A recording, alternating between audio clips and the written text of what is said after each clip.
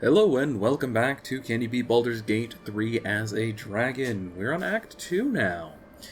So, Act 1 is obviously the longest of the acts, so Act 2 is going to be a lot shorter, and hopefully my editing will slowly get better as we continue on through this, and there won't be as many issues, bad cuts, lost audio, or anything like that. There is one section that has some lost audio. That's okay. It's during the fight with the final boss of Act 2. That's fine. It's because I had to reload that fight a couple of times. Because Act 2 really starts to show why Poison is by far the worst damage type. With that said, thank you for being here. I hope you guys enjoy what I have in store for you. And I don't like saying this, but I'm gonna anyway. Like and subscribe and all that and whatever. Just don't, moving on. Starting out in the Shadow Curse lands, we have to be a little bit aware and careful of the Shadow Curse itself. We have to turn on the braziers until we reach the Harper ambush that you run into while you are coming through this side of the Shadow Curse lands, until we can get to Last Light Inn. And actually, even afterwards, because the Isabel fight is optional. Keep in the light! You! Who the hells are you? Answer me!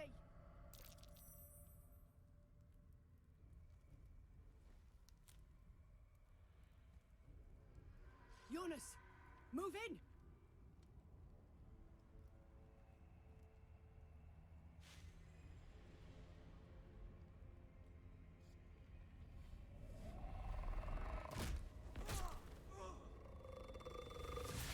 And we have our first problematic enemies in the Shadows. They're immune to poison and resistant to all forms of physical damage that is non-magical. Unfortunately, our dragon form attacks are not considered magical, so we have no real way of killing them quickly, and we just have to do it over time. This becomes a running theme.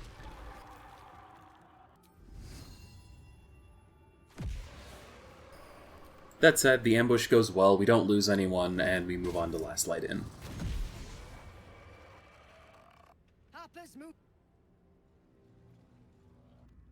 This place is protected.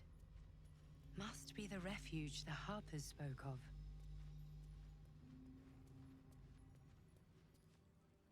You there!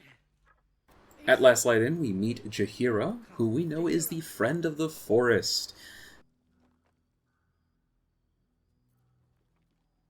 Which means we actually are willing to put up with her and her requests and weird choices of vines and whatever.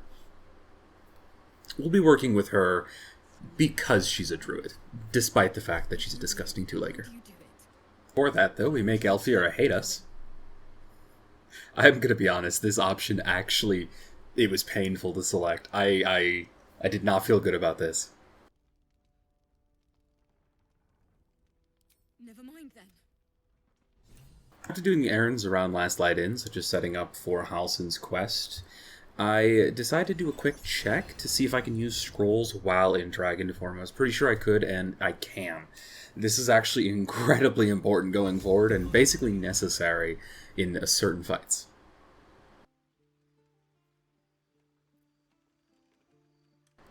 One of the fights it would be necessary for is definitely in protecting Isabel. I decide against doing the Isabel fight, considering it's optional, because I just do not trust that I can handle it. I also consider summoning the Draconic Familiar from the Drake Warden pack. You may have noticed I have a situational icon over on my bar over on the left there. That lets me summon a small little dragon, very similar to myself when I'm in dragon form. It's really cool. I'm a big fan of it, but I'm trying to avoid using it when I don't have to, so we're moving on without using it for now. Instead, we go to help the Harpers ambush the Drider and pick up the Moon Lantern. This convoy crosses the land as we speak. I've readied an ambush. Say the word. Isabel's blessing is a palliative, not a cure. Some shadows even splendid. Harpers with...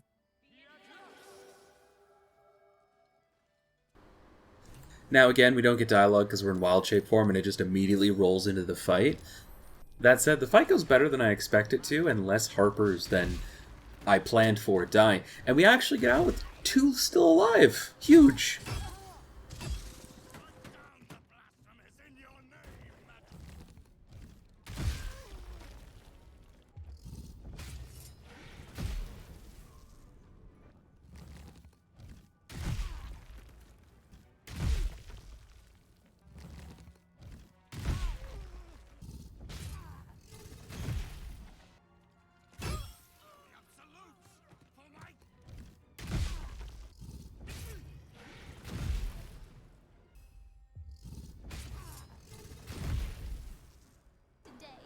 We let Dolly out of the cage immediately, because, well, she's a fae. And as a green dragon, we actually like the fae. Sure, she might have 2 legs, but she's a pixie, I mean, whatever. Finally! Been trapped in that coffin with no one but a mad rider and my protection from the shadow curse. What more could a dingus want? You're welcome. But either way, we stop back at Last Light Inn for supplies to continue on, and we actually get stopped by a Harper in a scene I didn't know could happen. We already have protection from the Shadow Curse, though, so it does not matter. Now it's on to our first contestant in the boss rush, Grigorith? Whatever her name is, Thorm. Here's a fun little thing. If you give her 6,000 gold, she will actually give you a signed trade visa, which can be used as a flesh to gold spell scroll. Can't copy it into a spellbook or anything. That's really cool.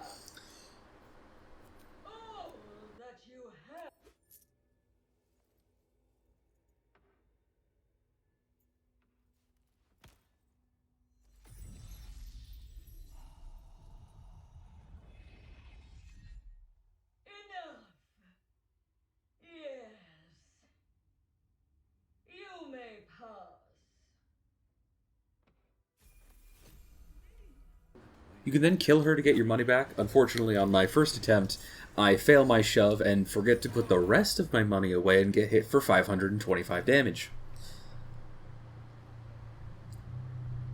Ow! I then just use the dialogue options to skip this fight in particular. None of the Thorm fights are particularly difficult, and hers is actually the easiest. I just don't feel like dealing with it. I will not be doing that for the others on purpose, though.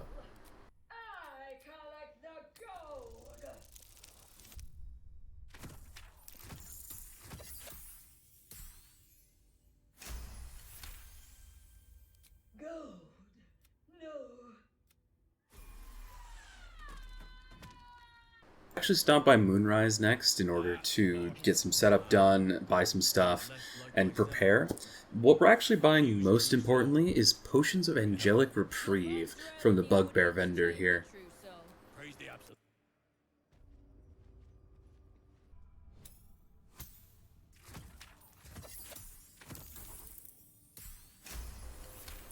We will be using practically all of them very quickly. They're very helpful because of some long rest buffs that you can get in Act 2. Here we get the gnolls to kill the gnoll tamer, and then fail the persuasion check to have the gnolls not try and kill us, so we kill them.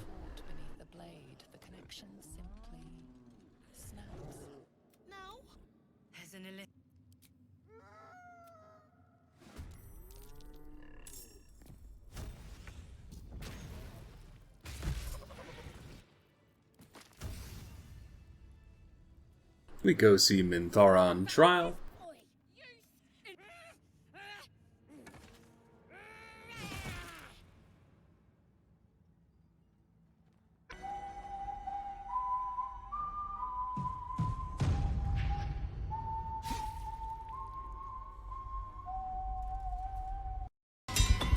Pick it up. Pick it up.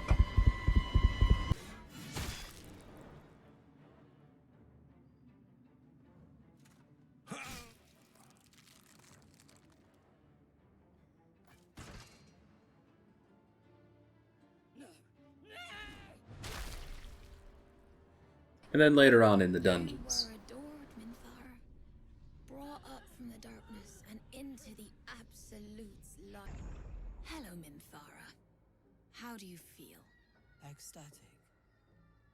Devoted. Inspired. I decide to kill everyone in the dungeons and free the prisoners. This fight is pretty close, actually. There's nothing of super import that happens during it, but it hurts. This is the first sign of things to come as far as Act 2 is considered.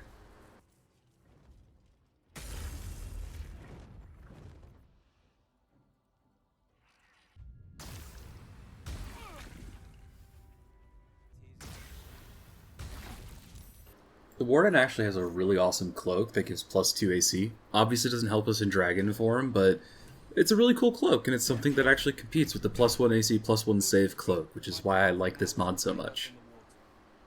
Anyway, we free the disgusting two-leggers, we help them escape, tell them to go to Last Light Inn.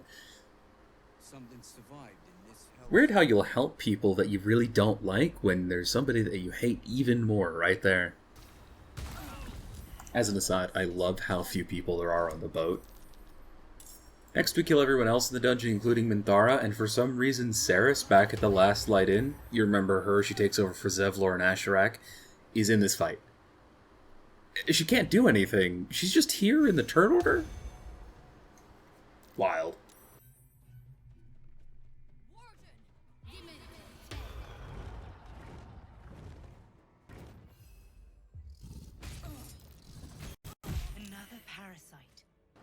Anyway, after talking to Z'rell, we talk to the dog, which is much more important than Z'rell, which is why we're showing the dog instead of Z'rell.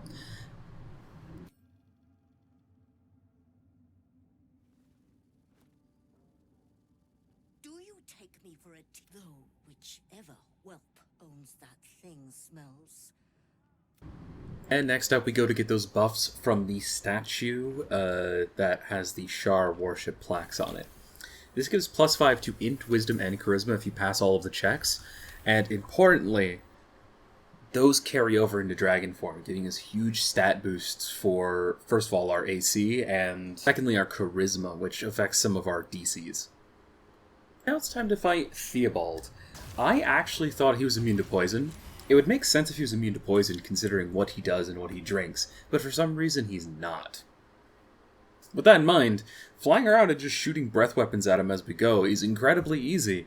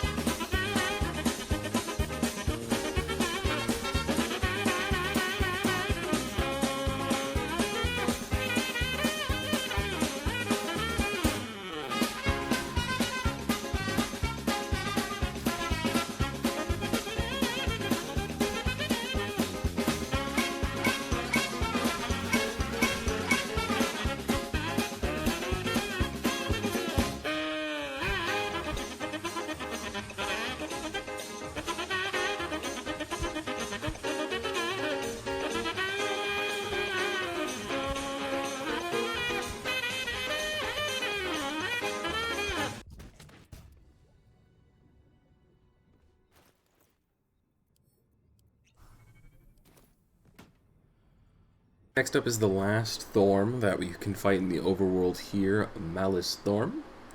Malice Thorm is not immune to poison either, which leads us to mostly the same thing. The slight difference here is that because he is not fully immune to bludgeoning, piercing, and slashing, a lot of the time I just knock him to the ground, hit him with the multi-attack, and just chip him down that way. He's not dangerous unless you let him use the weapons that are provided to him by the nurses, but if you kill all the nurses, he revives them. You kill them during the time you're killing him, he can't do anything.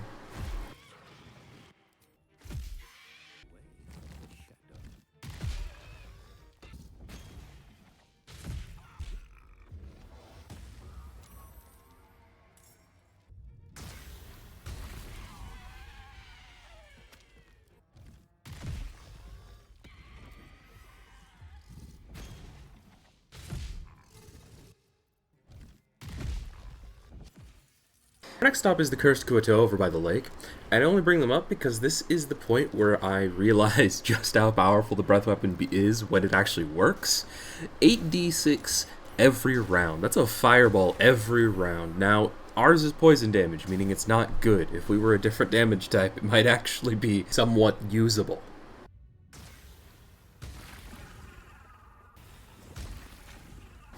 I'm not going to show the whole fight because it wasn't terribly interesting, but did you know these slimes are not immune to poison? That threw me off.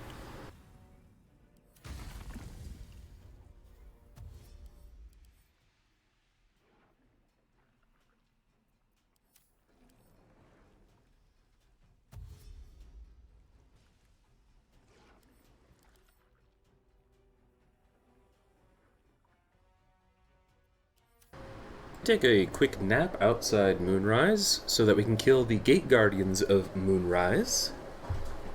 We're actually doing this to make the final fight in Moonrise Tower easier.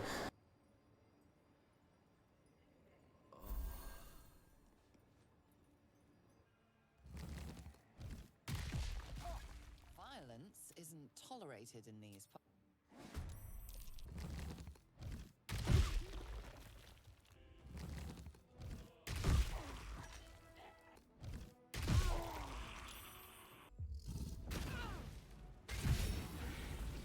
Even though we were mean to Alfira, she still gives us the potent robe if we save everybody. Why are you smiling at me? I'm just... Level up while doing all this running around, and I put a second level into the Druid for Circle of the Spores. This ends up not working how I want it to, so we respec pretty soon. Next is the single most difficult fight in Act 2, in my opinion, the portal defense. We do our best to help Halsin here, we really do. We put darkness on the portal, but in hindsight, I should have done some more preparation with things like wall of stone, barrels, crates, etc., to protect the portal itself. There's nothing we can do. The shadows are just too resistant to our damage, and eventually the portal just gets overrun. Rest in peace, Halsin. Rest in peace, Shadow Curse Lands and Thaniel.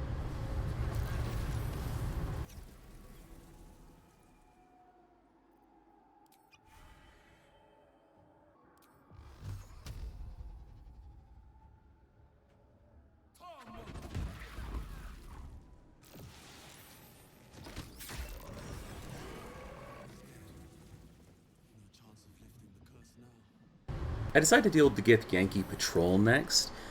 There isn't too much important to say during this fight, other than the Raiders are the most important foes because they are very, very accurate and dangerous. And I actually really like that the Chosen of Vlaakith here is a Warlock, not a Cleric. This is a pretty cool little lore thing where Vlaakith is not actually a god, just a very powerful entity. So she doesn't have Clerics. She has Paladins, yes, and she has Warlocks, but no Clerics. At least none here. I like that. It's pretty cool. And now it's finally time for the Gauntlet of Shar. We ignore the first puzzle, just going through the well-known path by now. And ooh boy, I should have come more prepared for this whole thing. So I forget to rest, and I also forget that I don't have the right spell to break through and force Balthazar into this fight. So I go to respec.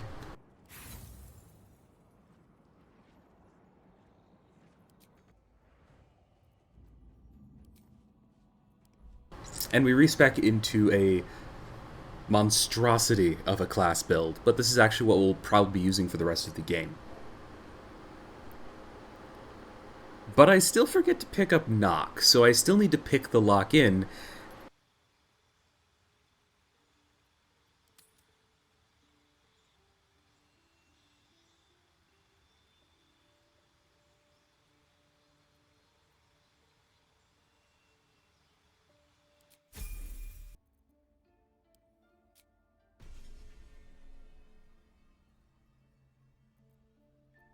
And I forget I don't have any lockpicks, so I have to go buy some lockpicks first.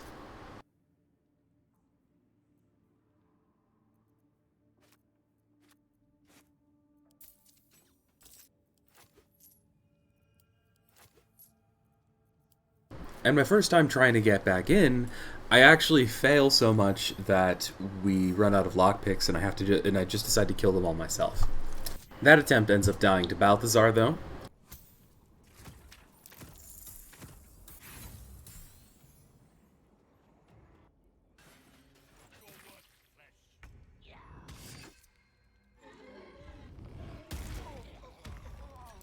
So we get another chance, and this time we actually succeed on picking the door.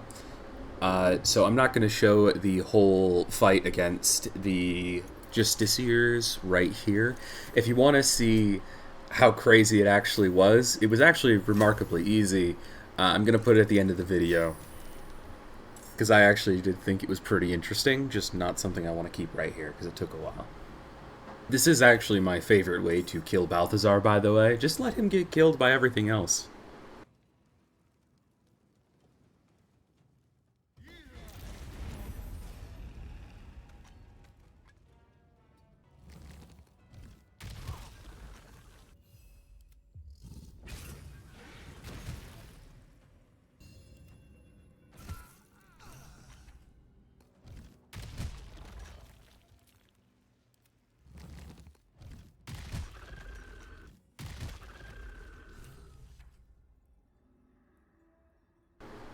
The trials don't cause us any trouble, except for the self-same trial, which we'll be coming back to later.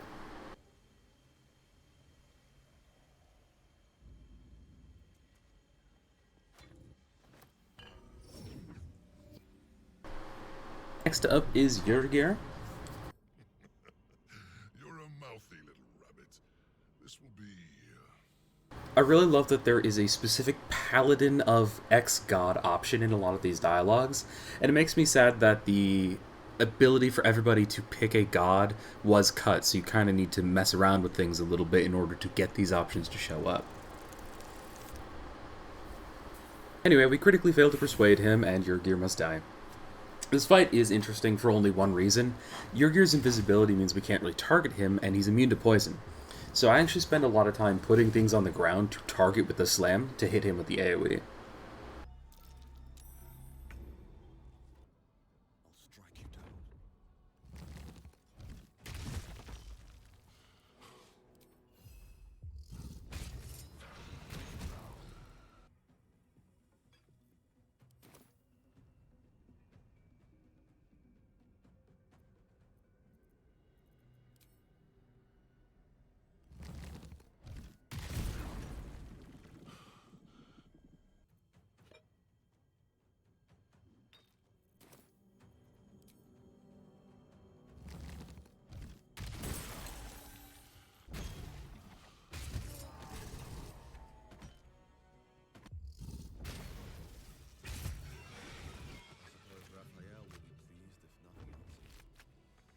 Next we go and collect the Knight Spear after dealing with the Librarian.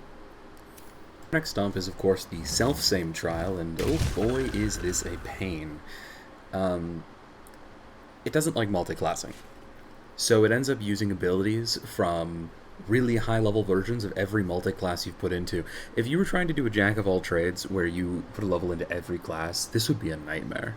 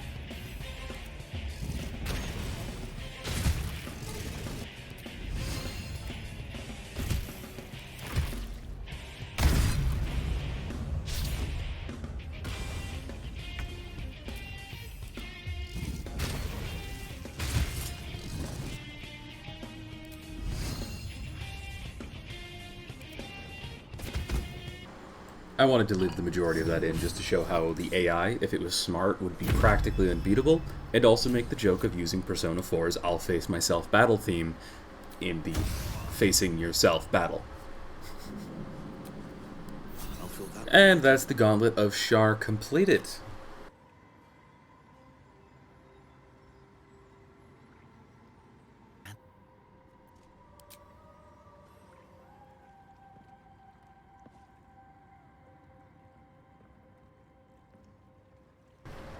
Now obviously we can't kill the Night Song because we are not Shadowheart, so instead we have to free the Night Song, which is fine, whatever. Child of a god, we will make an exception for this disgusting two-legger. Besides, they have wings! And wings are cool.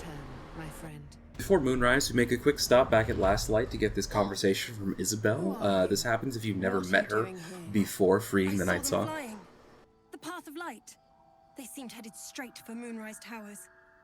This might all be over soon. But Ketheric won't go down easily. Rest here, if you need. Then finish this. None of us will be safe while Ketheric is alive. And on to Moonrise with the usual shenanigans. This fight is pretty easy, but it's a little bit weird. The Paladins are the biggest threat. They do an insane amount of damage if they hit you. If you're playing Honor Mode, watch out for the Zealots. They will one-shot one of your party members. No questions.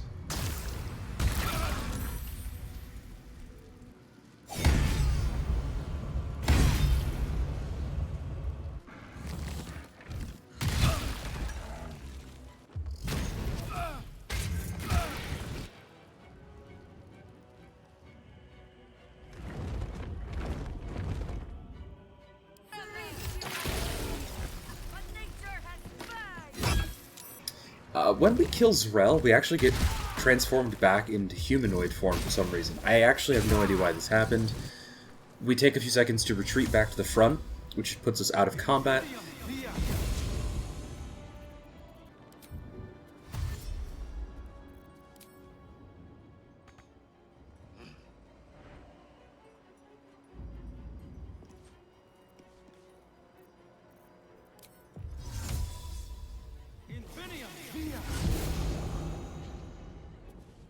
Take a quick nap, and head back into the fight.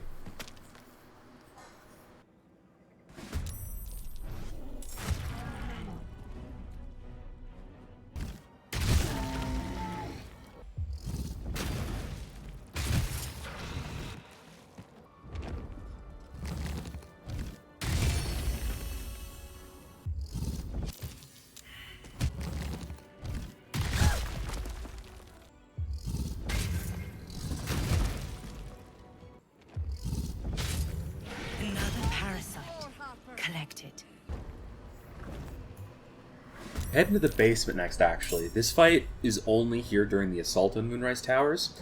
If you have more Harpers, they'll actually come down here and assist you with it. The same with the Flaming Fist, but we don't have any, so we just fight it alone. The fight's not terribly difficult. The Necromites, however, are immune to poison, meaning we need to melee them or use spells. The biggest problem with this fight is actually the Summoners because of the Incubate Death ability. Normally, they're supposed to take a turn to explode, but after the first turn, they stop doing that for some reason, and start exploding immediately, which does damage in an AoE. That's incredibly annoying, but we do eventually clear out the Summoners, and after that, it's just cleanup of the Necromites. Nothing terribly important, even if we get crit a lot. It's about this time where I'm thinking I probably should have drank a elixir of necrotic resistance.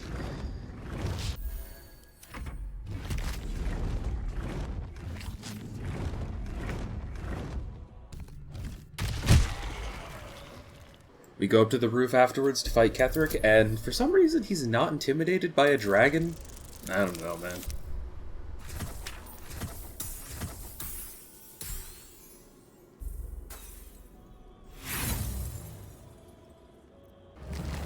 This fight thankfully goes pretty easy. Ketheric, as you'll see later, has the opportunity for some incredible burst damage as he is also a paladin.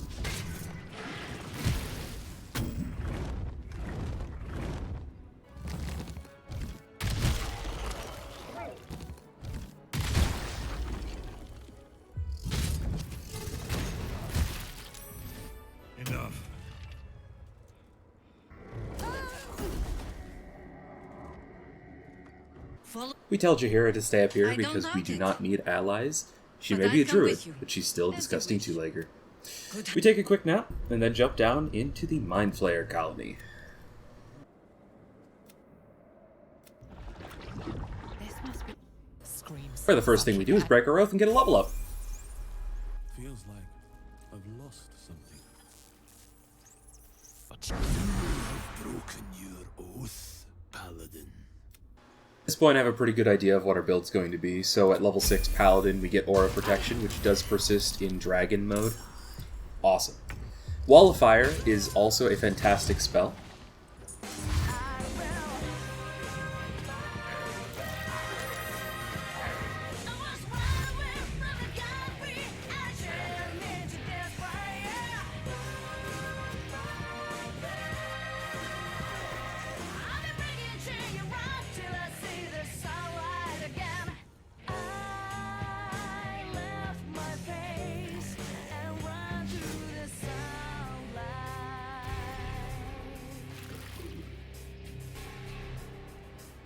It was Persona 3's Burn My Dread or Johnny Cash's Ring of Fire.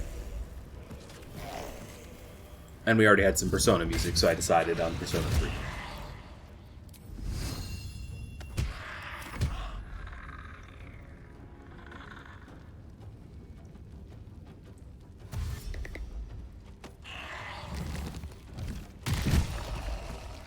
Next up, we solve a quick puzzle.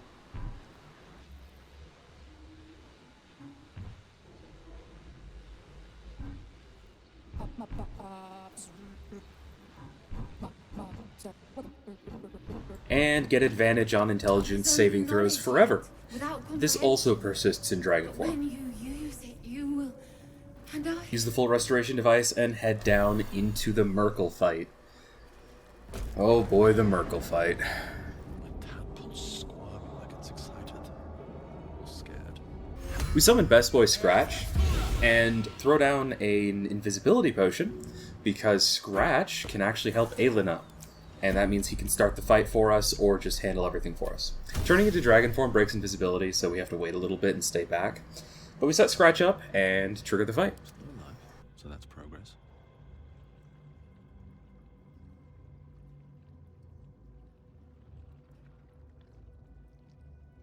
These boots have seen everything.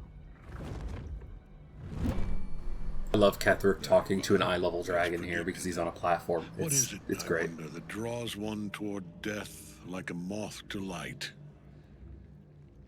Okay, the fight itself. First we free Aelin. We have to do that start a fight every time. It gives another target. The first attempt doesn't go well because Aelin gets immediately stunned, and we get hit really bad by some hits. As I said, if this had happened on the roof, we might have lost the first attempt.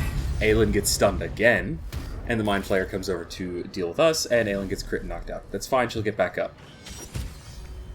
The AoE from the slam is really helpful here. I'm a huge fan of that AoE because Necromites, the little piles, and Ketheric himself are all immune to poisons. We can't use our breath weapon at all here.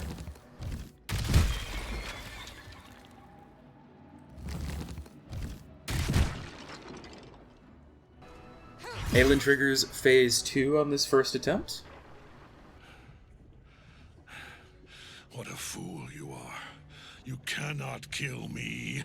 I am eternal. Yours!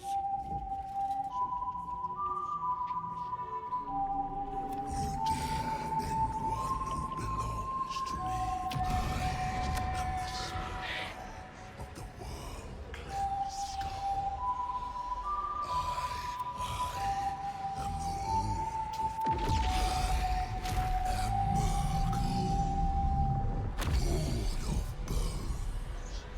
The first attempt goes terribly because I'm testing some stuff. Merkle retaliates with Gaze of the Dead, which just knocks us out and frightens us incredibly easily, even with our really high saves. From the second attempt onward, we use an Elixir of Bloodlust, and Aelin proves that she is in fact the bottom in her relationship by getting dominated literally every time. I try out the Fear or Scream. It doesn't work. It's not reliable, and it hardly frightens anything. Luckily, we can free Aelin from the Domination by knocking the Mind Flayer prone, because that breaks concentration. So we just keep attacking.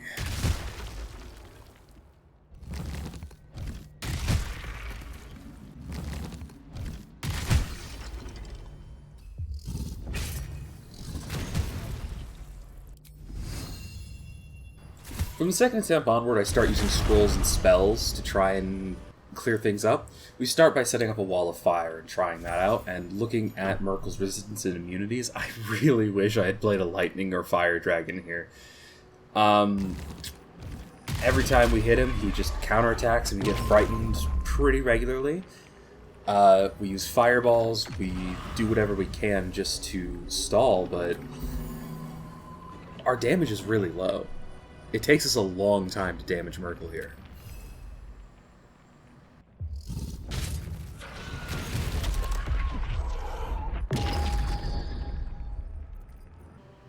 I decided to try out Blink. It doesn't work in dragon form for some reason. I couldn't tell you why, but we just don't blink out once during the duration of the spell. And I'm unlucky, but I don't think I'm that unlucky. And because Merkel keeps healing, he keeps casting Finger of Death, because he gets that option when a Necromite is sacrificed. And our damage output is not keeping up with this healing. This healing is way too much. It's 40 plus healing every single turn. I remember I have a Conjure Elemental scroll, so I summoned an Air Elemental for this attempt, to give it a try.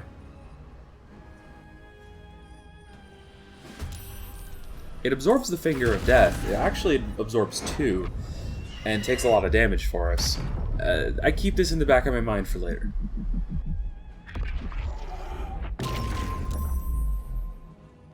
Another wall of fire. Again, I'm trying to set these up to block the Necromites, because the healing is really what the problem is here. I might be able to beat him in a drawn-out fight with repositioning, but I can't get through that regeneration. And a 69 nice damage Finger of Death seals this attempt. There's no way we're getting past that. We're not recovering. And with a Call of the Damned, that's the next attempt down. So the next attempt is very similar. Wall of Fire, throw out some fireballs, trying to control the hordes, using the Bloodlust Elixir to get extra attacks to just try and manage the volume, but it's really not enough, especially with the damage output that we're taking from Merkel. I consider Elixir of Necrotic Resistance again, but the Bloodlust Elixir is so helpful, I'm not sure I can really give up those extra hits. I also summoned a Earth Element around here, and I noticed that Fog Cloud, I have 2 scrolls of Fog Cloud in my back pocket here, and I try them out. This ends up being what makes this fight possible. We lose that attempt to a Call of the Damned anyway, but this is important.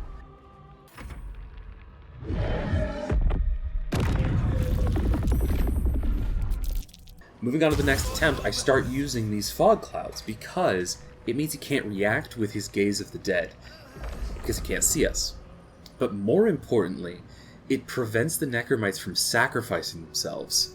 I don't know why. It's because he's blinded, obviously, but I'm not sure why blinded stops them from sacrificing themselves, but this is huge.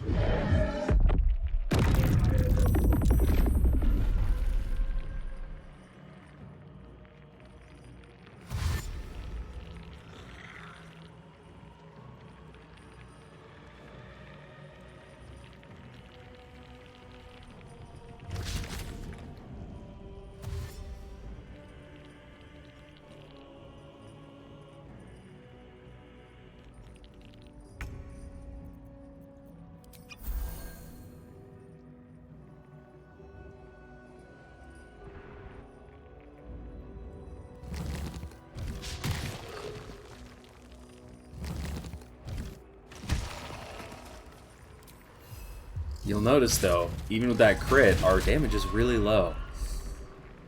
And after a little while, we get crit by a Necromite, and that's that attempt down. But now I have a plan. During the next attempt, though, the Fog Cloud just misses somehow. I'm not sure. It just doesn't cover him, which means we're still hit by the retaliation.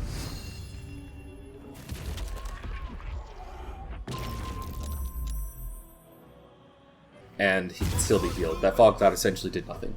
Luckily, I have a second scroll. So I hop up onto a platform, recast it, and this time Merkel gets blinded. So we move in and start going about crushing him, chipping away at that health.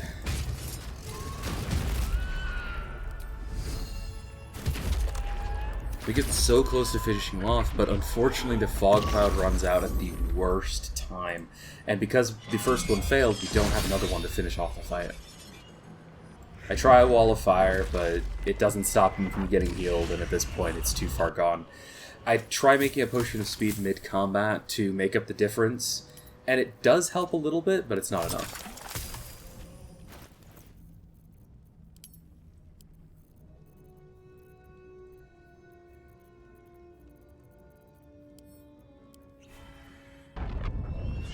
This next attempt, unfortunately, is where the audio cuts out, so enjoy the music. It's from Trails of Cold Steel 2, Blue Destination. Alright, so this attempt.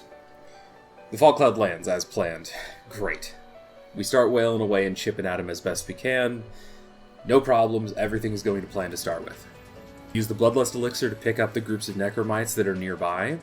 This is in order to prevent us getting overwhelmed by the sheer damage numbers, and in case the fog cloud drops for any reason, there won't be a ton of Necromites on the platform to cause problems.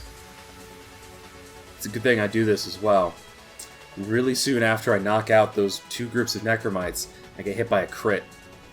And that crit makes me drop concentration on fog cloud.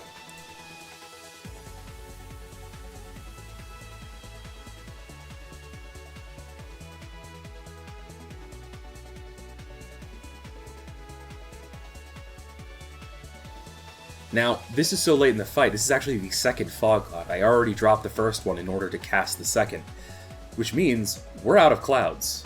I do my best to stall here. We get hit with a retaliation attack as usual, and I'm going through my head, what can I do? So I summon the Earth Elemental.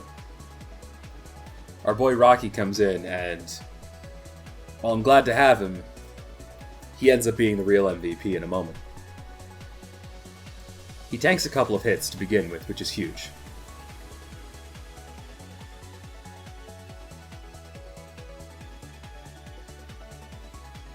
More than that, though, the Necromites that are trying to get on the platform, one, he knocks prone, and the second, he blocks just by existing.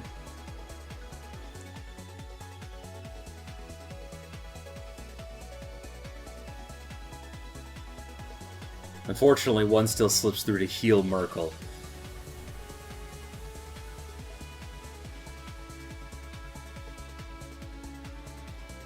So at this point, I try to do something, and I decide on Lightning Bolt. If he doesn't save, it could finish him off. But he does, and takes 15 damage. He's burning, and he's on 7 health. He takes 4 damage, he's on 3 HP after the burn, and he hits me with a Finger of Death, which I save, followed by Gaze of the Dead, which I also save, just barely standing. It's a little bit more of a buffer than normal, but Aelin does nothing, and Rocky, our boy, with a multi-attack, 55%, right as the audio comes back into the picture, finishes the fight for us before any Necromites can heal him. This fight was the most difficult one so far, easily. Resistance to all physical damage and immunity to poison just caused immense problems, and preventing us from healing means that my regular potion strategy just didn't work. Either way, with some scrolls we handled it. This is what's so tough about Dishonor mode, as it were. I can't drop back to an earlier save to get more supplies if I don't go into a fight with enough. I just need to find a way to beat that fight. It's not as tough as Honor mode because I'm not starting from the beginning of the game, but still.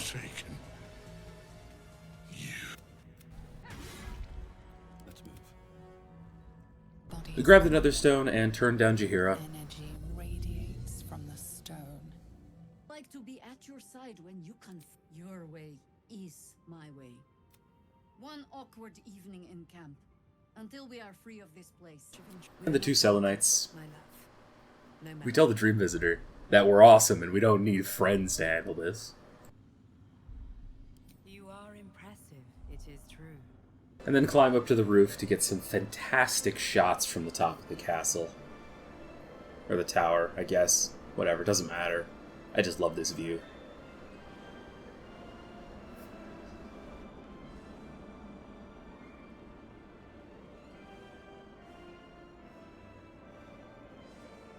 I'm still a little sad that we didn't manage to finish Halsin's quest, but oh well.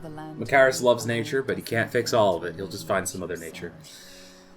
And there is Baldur's Gate and the beginning of Act 3. We still have one more thing to do before Act 3 begins in Honest, but this is a good shot.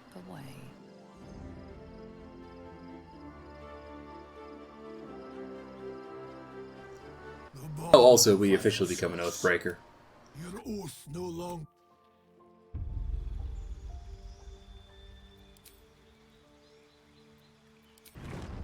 So we get called to the Astral Plane to help our Dream Visitor.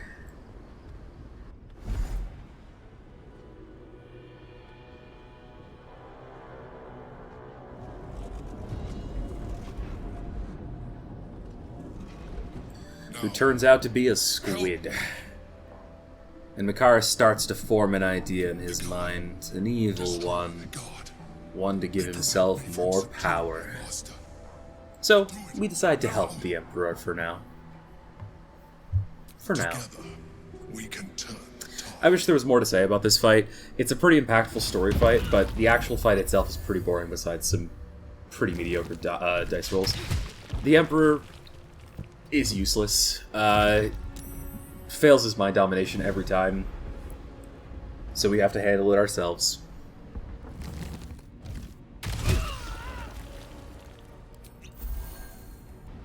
He does try to be helpful by casting Chain Lightning one time.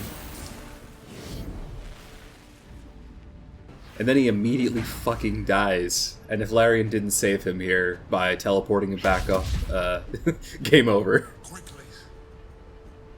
Anyway, then he goes back to being useless and failing to dominate them. The Emperor is not a top. As much as he wants to be.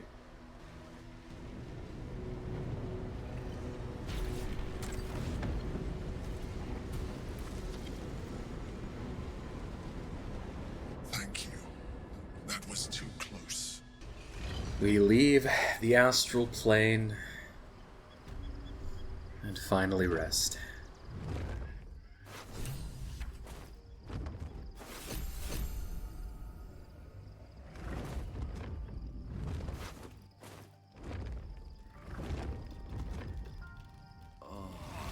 And that's it for Act 2.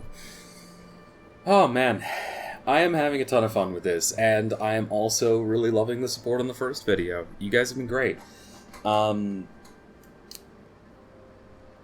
I don't know what to say other than that. Really, it's been fantastic. Thank you so much.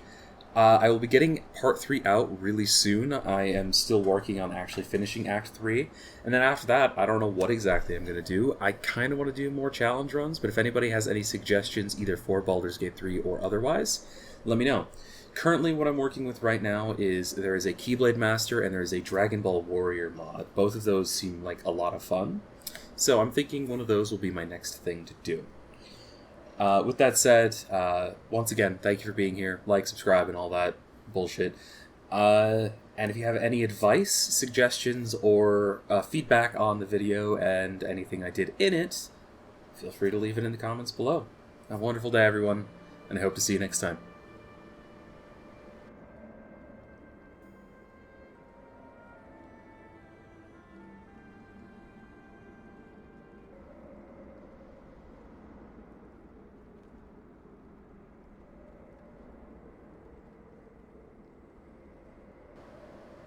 For those of you who are still hanging around, you want to see that Shar fight I told you about against all those Justiciars? Let's fucking go!